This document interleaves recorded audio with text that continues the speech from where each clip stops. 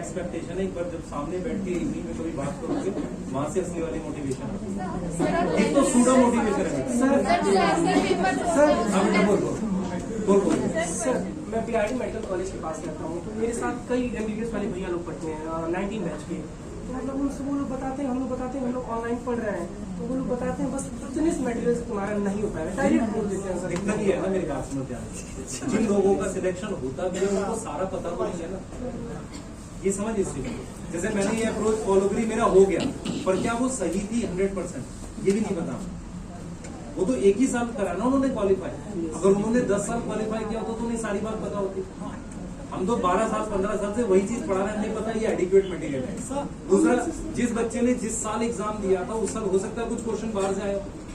2018 के पेपर में केमिस्ट्री में 2 क्वेश्चन ऐसे आए थे जो बीएससी के थे, बच्चों ने पेपर देखा, उनका दिमाग खराब हो गया। अब जिस बच्चे का उस साल क्वालिफाई हुआ वो तो जाके ये कहेगा पेपर बाहर से आता है। समझ इस बात से कंप्लीटली मॉड्यूल भी फॉलो करते नहीं मॉड्यूल नहीं करना भाई, कोई भी मॉड्यूल 100% नहीं है। तुझे एनसीईआरटी क्वेश्चंस वगैरह जो उसमें है देख, 80% क्वेश्चन सारे मॉड्यूल के सेम होते हैं, वो बना लिए तुमने। कोई मॉड्यूल में प्रीवियस ईयर का कोई क्वेश्चन आता है उसको याद कर ले, उससे ज्यादा मत कर, एनसीईआरटी के अराउंड पढ़, वहीं से बनेगा पेपर बायो का।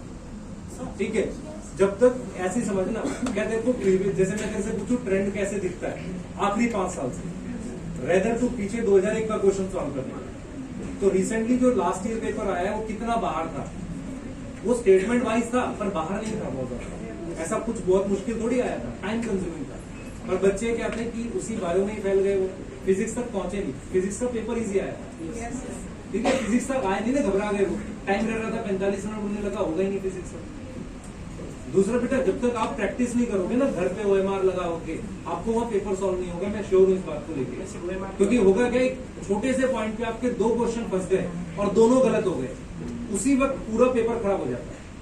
सर, जब कभी भी हम लेक्चर देखते हैं तो पैनिक होता है कि अभी सेकंड ड्रॉप है, और जैसे मैंने एमआर का कल 3 घंटे का लेक्चर रहा तो उसको देखने में 5 घंटे तो लगते ही है, मतलब नोट बनाओ और फिर उसको रिवीजन करो। सबसे पहले बेटा, सबसे पहले कभी अपने आप को ऐसे जज मत करो कि मैं सेकंड ईयर हूँ, थर्ड ईयर हूँ, मुझे ज्यादा आना चाहिए, मुझे कम टाइम लगना चाहिए।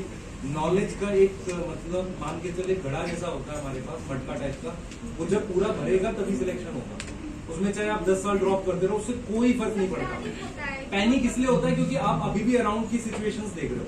आपको क्या करना पड़ेगा, एक अपना एक चार्ट पेपर, एक ट्रैकर रखो कि